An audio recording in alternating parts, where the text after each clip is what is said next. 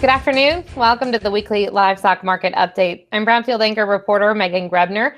With us to talk a little livestock markets this week is University of Missouri, Scott Brown. Good afternoon, Scott. Good afternoon, Megan. All right, to get things started today, let's recap what happened this week in the markets. Yeah, so we got some good news when we look at where prices have been for both cattle and hogs this week. On the cattle side, fed cattle prices up nearly $4 this week, so some good movement there.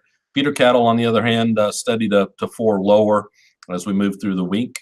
On that current futures contracts for live cattle, we lost about $1 this week, while on that feeder cattle contract, we lost about $1.50. We did see choice box beef prices moving higher this week, up nearly $7.80. And I'd say we got most of that strength this week as middle meats moved higher. It's certainly seasonally the time to talk about some movement higher in terms of that choice beef box beef price. On the hog side, cash hog prices up a little more than $1 this week as well. That current lean hog futures contract also closed a little more than $1 higher this week. The pork cutout value up $1.20 this week. So another week of both pork and beef prices moving higher. We ended up seeing those pork products also that we might think of going on the grill as being what drove us to higher pork cutout values this week. The weather has definitely turned in a lot of the country where everybody's mindset is on grilling and some outdoor eating. And we'll talk a little bit more about that coming up in a little bit. But first, let's talk a little bit. Some of the reports this week are really supportive for domestic demand, and that's going to play a big role in livestock prices as well. Yeah, absolutely. You know, we got this week, first of all, restaurant performance index out. And for the month of March, that overall index set at 101.8, up 0.7 from where we said in February.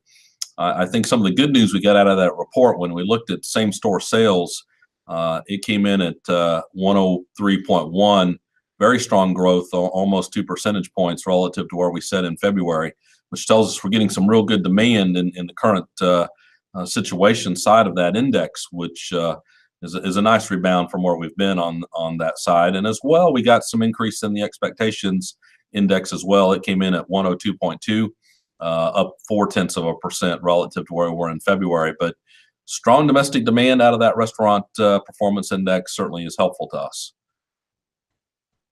The other big report that came out today, jobs report, and another really strong showing when it comes to the unemployment rate and where it's been headed. Yeah, so I'd like to remind us, you know, an unemployment rate that hit 3.9%, which we haven't seen since December of 2000. It wasn't that many years ago. I remember us talking about we could never get unemployment rates below, you name it, 6-7%. And look at where we are today. It's certainly been helpful, I think, to domestic meat demand, both beef and pork. You know, we added 164,000 jobs this month. All of that continues to say both domestic demand continues to be quite strong for beef and pork. I think one of the interesting things as we talk about the jobs report, we talk about the number of jobs being added, but one of the numbers that maybe was lower than it was originally anticipated was the wage increase, which was up not even 3%. Yeah, so I think, you know, when you look at that data, it is a little surprising, and it surprised markets today that it didn't move a little higher on the wage rate side.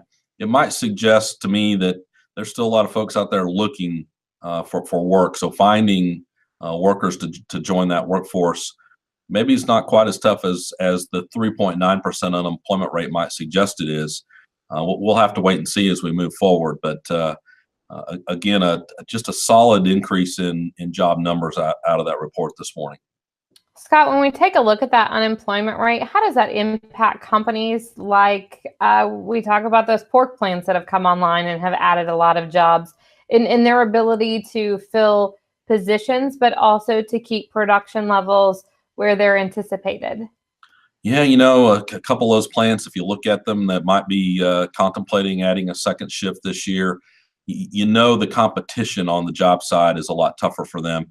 So they either have to pay more to try to draw that labor into those plants to add that second shift, or maybe not run that second shift at full bore. We'll wait and see.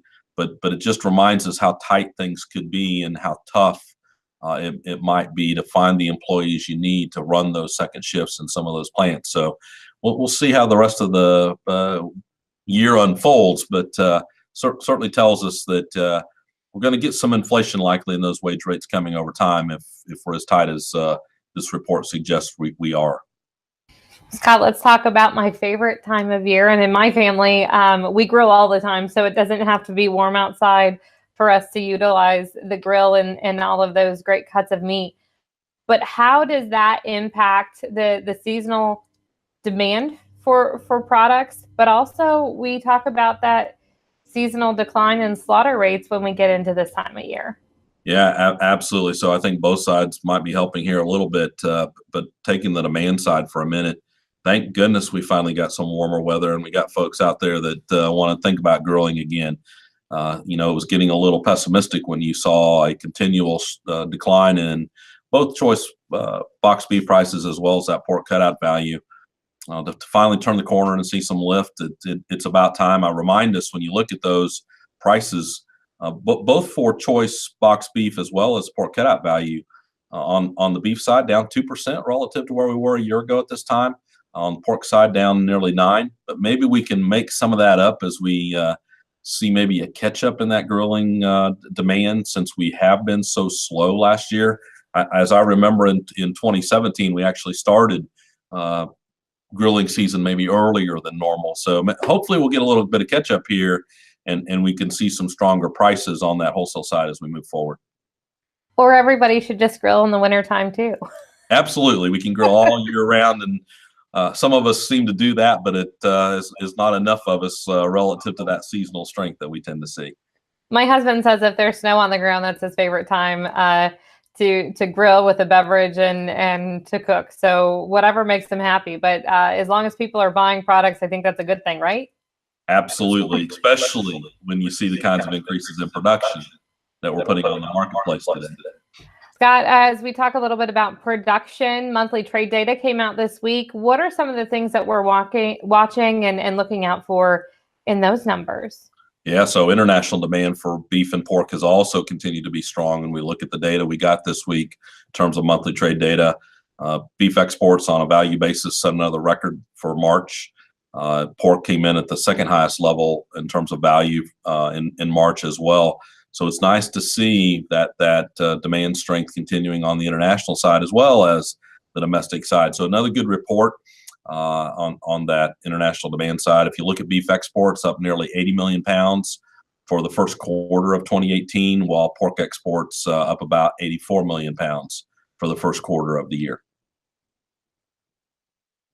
How does that growth compare to other years in recent years to what we're seeing, especially as we look at the growth in meat production as well?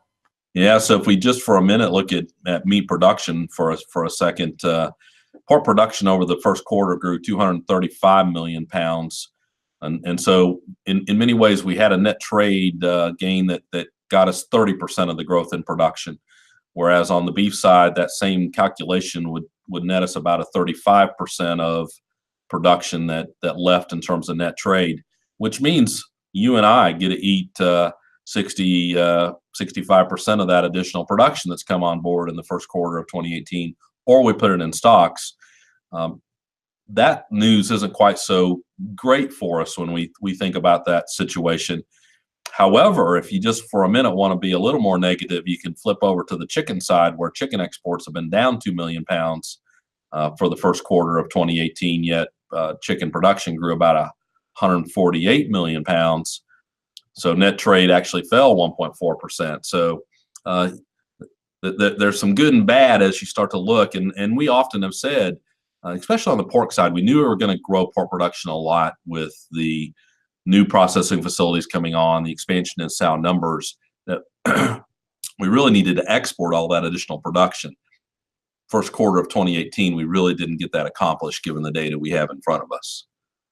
I think really the news, whether it's good or bad, depends on how you look at it. And I'm going to choose that we have increased net trade growth by 35 and 30% for beef and pork. There you go. There you go. We likely will set another record this year in terms of exports of especially value-wise, of beef and pork. Whether it's enough to offset the growth in production, we'll continue to watch as the year unfolds. Details.